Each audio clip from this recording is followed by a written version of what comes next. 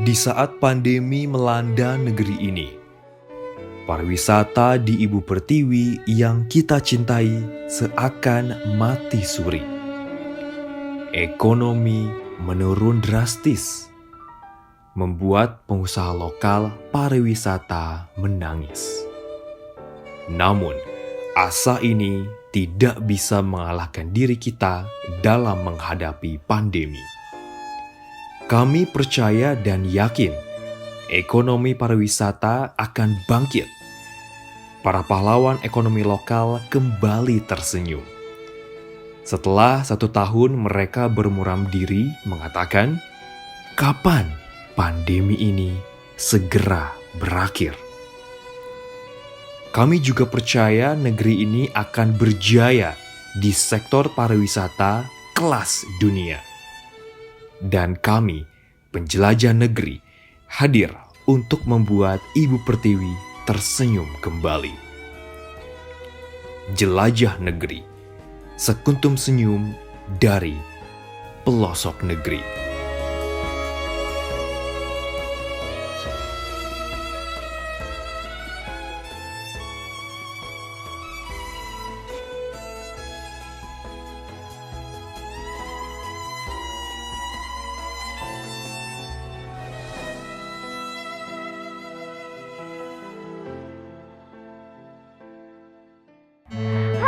Selamat datang di program Ekspedisi Tempo Jelajah Negeri. Nah, di episode pertama kita kali ini, kita akan jalan-jalan ke sebuah kota yang dikenal sebagai Kota Udang. Wah, di mana tuh kira-kira ya?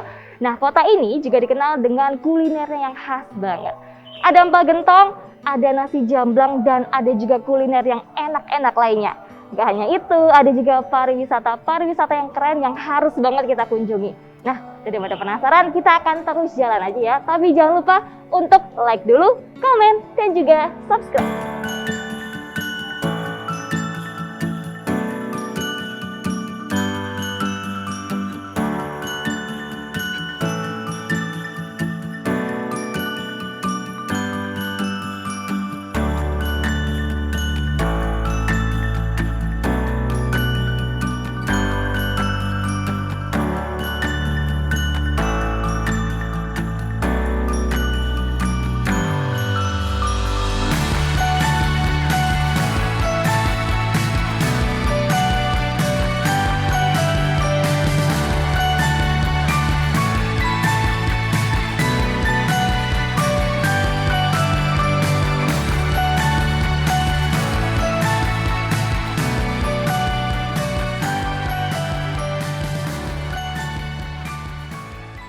Alhamdulillah, selamat datang di Gua Sunyaragi, Cirebon.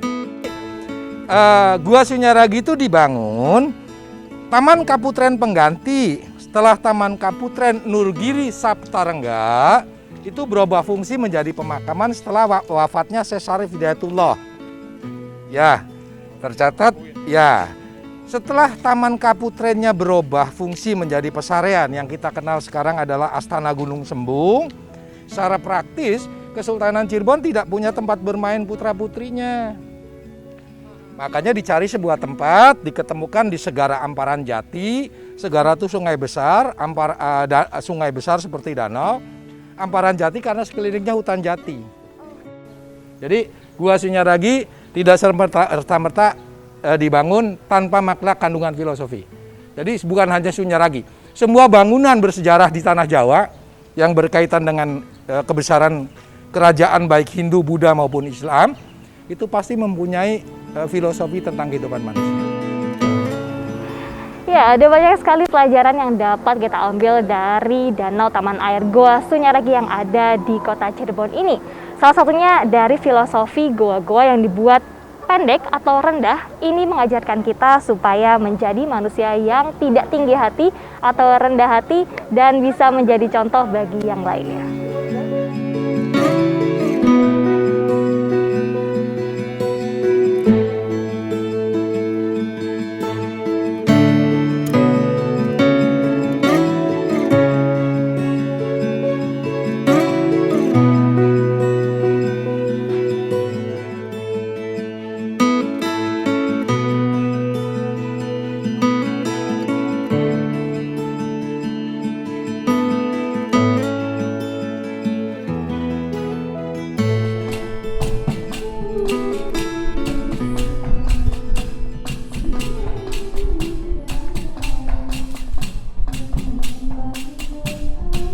selamat datang di kota Cirebon.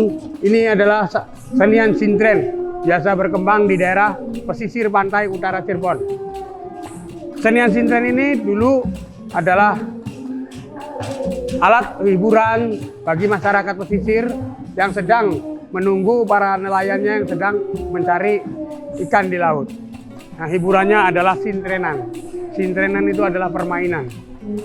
Di sini biasanya pada saat terang bulan, sintren itu biasanya diadakan sama-sama.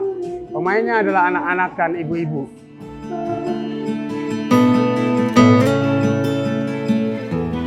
Tugas tupoksi daripada keraton saat sekarang bukan seperti negara yang udah langsung pada waktu itu hanya pemangku adat budaya ditekan pada zaman Belanda. Dan saat sekarang juga keraton fungsinya di NKRI juga fungsinya sebagai penjaga budaya. Ya. Dengan sendirinya keraton hadir di tengah-tengah kita, meneruskan hierarkinya, ranahnya menjaga budaya. Ya. Dalam hal ini berkewajiban keraton ini melestarikan nilai budaya yang ada agar tetap lestari dan dijaga sampai generasi ke generasi. Ya.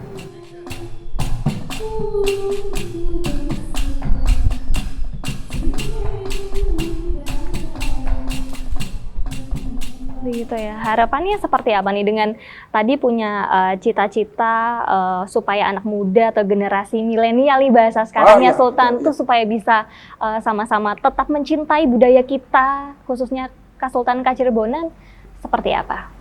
Ya tentunya tidak gampang ya, tidak gampang bahwa kita mengenalkan budaya karena pengaruh nilai-nilai saat sekarang di era kekinian ini mencintai budaya sendiri itu sangat rumit.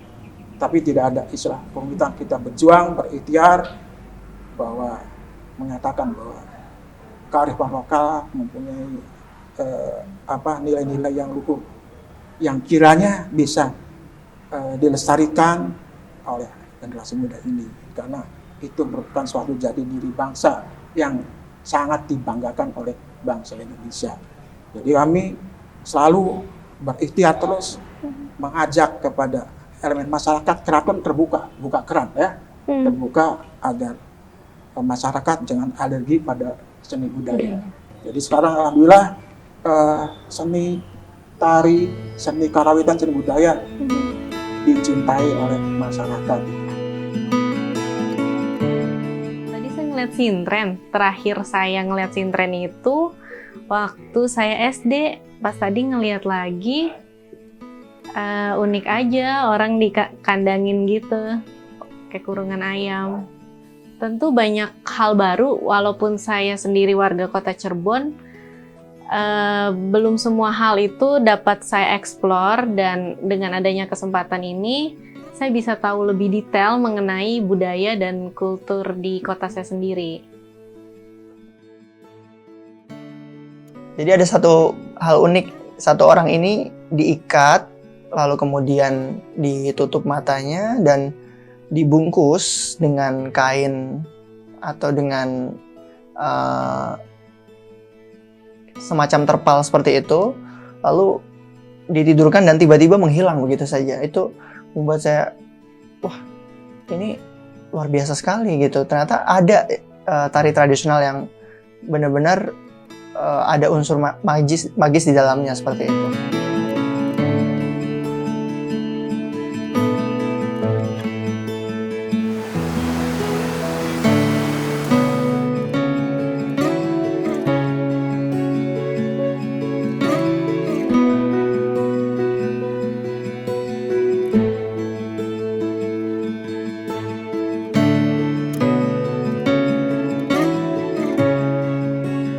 Sini itu yang mendirikan pesantren Benda Kerep itu Mbah Soleh, didampingi oleh sepupunya juga Mbah Anwaruddin Krian atau yang disebut Kiai Krian, yang sekarang makbaronya atau kuburannya itu di Jabang Bayi Cirebon. Nah, itu yang mendampingi beliau. Nah, itu berdirinya di sini 1826. Nah, 826 berarti itu satu perjuangan dengan Mbah Hasyim Asy'ari, pendiri NU, juga dengan Mbah Nawawi Banten, ya, dan ulama-ulama Nusantara ya. Nah, karena di sini itu tadinya hutan belantara.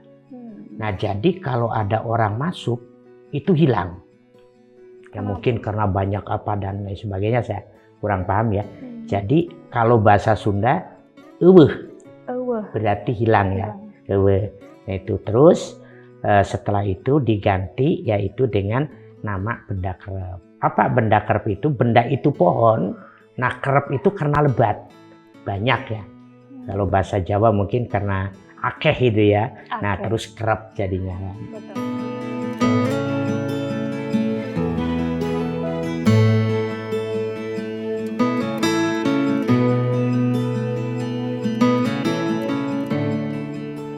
Banyak hal yang bisa kita pelajari dari bagaimana kita menyikapi kondisi pandemi seperti ini, termasuk juga di sektor pariwisata.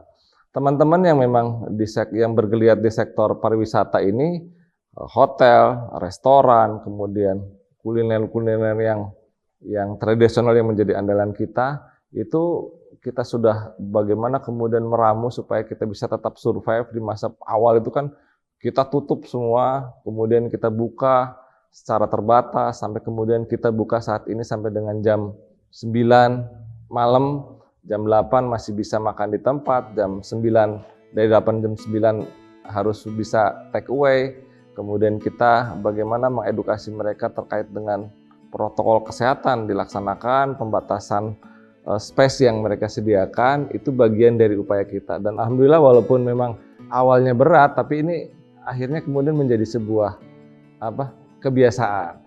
Itu sih, mudah-mudahan upaya-upaya ini termasuk juga bagaimana rekomendasi kita terhadap kegiatan-kegiatan yang ada di hotel seperti MICE itu tetap kita lakukan, tapi pemantauan pelaksanaan protokol itu menjadi bagian dari kewajiban kita. Kami mengajak kepada para pecinta wisata ya untuk datang ke Cirebon, datang melihat peninggalan sejarah 4 keraton di Cirebon, Kasepuhan, Kanoman, Kacirebonan, dan Kaprabonan. Ya. Selain itu juga berwisata baik itu belanja batik atau wisata kuliner dengan makanan yang beraneka ragam, ya, dan semuanya makanannya eksotis. Kata wisatawan bilangnya begitu, eksotis makanan di Cirebon tuh. Selain itu juga tentunya adalah wisata ziarah, ya, di mana para wisatawan bisa menyaksikan keraton, salah satu keraton istana yang tertua di Indonesia, ya. Kemudian juga salah satu masjid tertua di Indonesia, Masjid Agung Sang Cipta Rasa, dan berziarah ke makam salah satu wali sanga, yaitu Sunan Gunung Jati, Cirebon.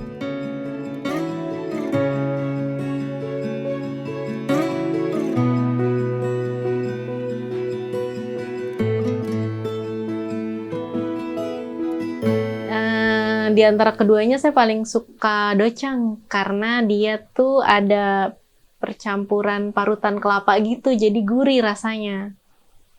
Tadi gue sempat ngerasain tuh kuliner khas Cirebon, yakni mie kocok ya, mie kocok dan docang ya. Docang tuh wah mantep banget ya.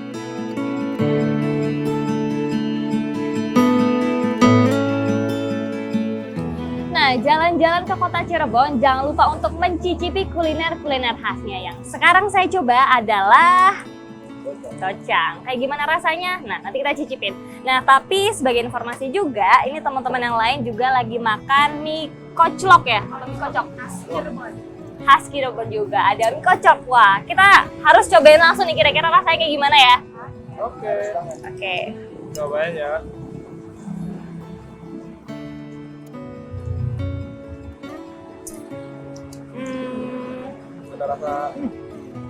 Rasanya docang ini cenderung asin, terus yang unik dia ditaburin parutan kelapa sama dikasih kerupuk ini nih. Wah, enak banget ya. Pokoknya kalau ke Cirebon jangan lupa untuk nyicipin docang maupun mie kocok. Mantap.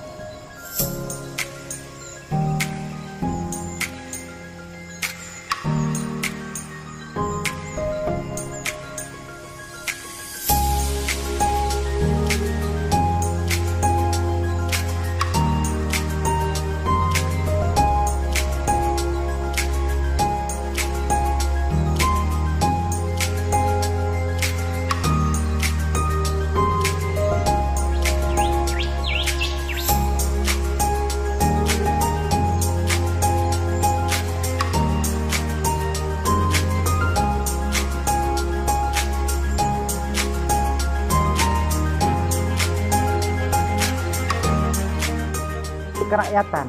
Di masa pandemi seperti sekarang ini, mereka bertahan dengan menghasilkan produk-produk kreatif yang memiliki nilai ekonomi dan tentunya memiliki nilai estetis yang tinggi. Nah, kami terus berjuang bagaimanapun juga masyarakat perajin batik ini agar kami tetap hidup, karena di belakang kami ini adalah orang-orang yang memiliki kreativitas yang tinggi. Kemudian bagaimana kalau misalkan tidak ada pekerjaan, maka keahlian, keterampilan, motorik halus yang mereka miliki itu akan hilang. Nah, Mbak biasanya kayak gini tuh yang ngegambar juga yang nulis gini atau gimana? Ada lagi bagiannya. Oh, jadi ada bagian apa aja? Ada ngegambar, ngisen, terus ngeblok. Wah, oke, Ya aku udah, udah selesai. Cukup bagus. Coba Mbak, dari 1 sampai 10 nilai aku berapa? 6 deh. Ya, sedih banget dapatnya. Nah, itu tadi pemirsa, percobaan saya membuat batik, dan ini adalah motif khas dari Cirebon, ada motif Mega Mendong. Keren banget, dan ternyata yang ada di sini prosesnya panjang, tapi ini memang worth it banget dengan harga yang lumayan ya Mbak ya. Tapi hasilnya, kalau sudah duluan lagi, emang tradisional Indonesia itu memang mantap. Kalau kita menginginkan intensitas warnanya lebih tua, maka kurang lebih 3-4 kali. Ya, oke. Terus jangan sampai nempel di air. Angkat lagi. Ya. Terus masukkan lagi ke garamnya. Iya. Ya, harus rata. Terus. Nah. Ini baru 2 kali. Ya.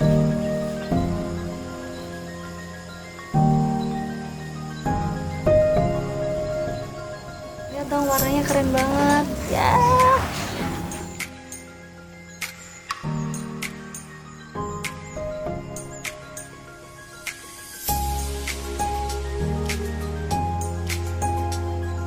Nah, jika kalian penasaran mencoba salah satu kue khas Cirebon, coba deh kalian cicipin kue gapit. Cukup unik kan namanya?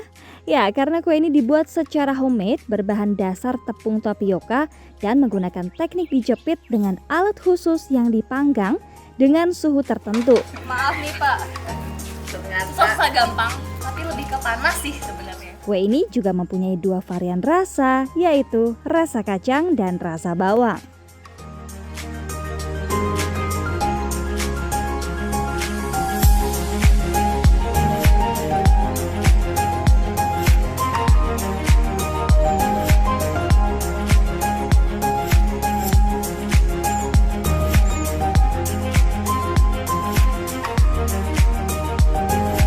Ada hal unik di Cirebon, mungkin hanya satu-satunya di Indonesia.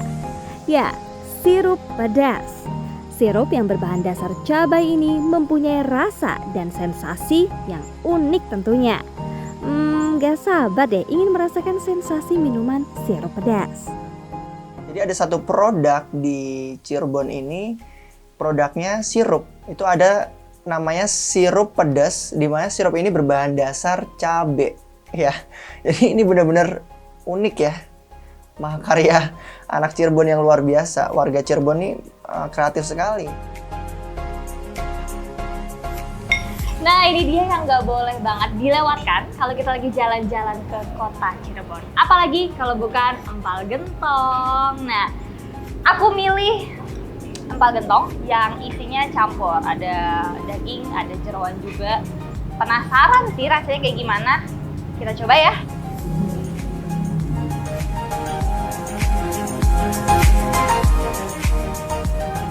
Rasanya gurihnya pas, terus ada asam-asamnya dikit sih, dan santannya tuh nggak terlalu kental, jadi kalau ditelan tuh tetap oke lah. Kita sekarang cobain dagingnya.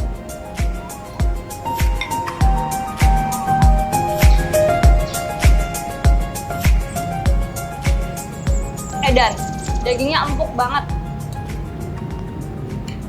Jangan lupa dong tambahin sama lontongnya. Jadi empal gentong nih kalau dipasangin sama lontong kayak gimana rasanya?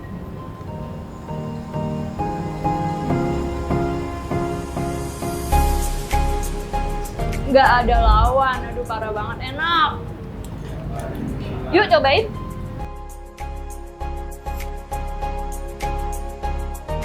Banyak hal yang sebelumnya saya belum tahu menjadi tahu ya. Saya berterima kasih banget kepada Tempo ya yang telah memberikan satu pelajaran berharga yakni dalam mengupas dan menguak suatu sejarah kebudayaan yang ada di Cirebon. Dengan mengunjungi beberapa tempat wisata, ini menjadi salah satu pembelajaran yang berharga ya untuk pribadi saya dan beberapa teman-teman saya gitu kan. Yuk buat kalian semua para generasi muda yang ingin menjelajah negeri, bisa mengikuti program Tempo.co. Oke, itu saja kesan tadi yang luar biasa di kota Cirebon ini. Menyenangkan dan sangat berkesan sekali. Dan jangan lupa teman-teman terus ikuti update informasi dari Tempo.co, follow Instagram Tempo.co, dan sampai ketemu di Jelajah Negeri untuk mengunjungi tempat-tempat di seluruh Indonesia. Halo, aku Dea Jihan, host di acara Jelajah Negeri episode pertama yang jalan-jalan ke kota Cirebon, dan kesannya gimana ya? Happy, dan juga bisa yang paling menarik bagi aku adalah gimana caranya nyobain bikin batik terus nih. Aduh, itu keren banget sih. Itu menambah pengalaman baru, menambah apa ya? Pengetahuan baru juga yang tentunya nggak akan pernah terlupakan. Jadi tetap ikuti terus Jelajah Negeri bersama Tempo.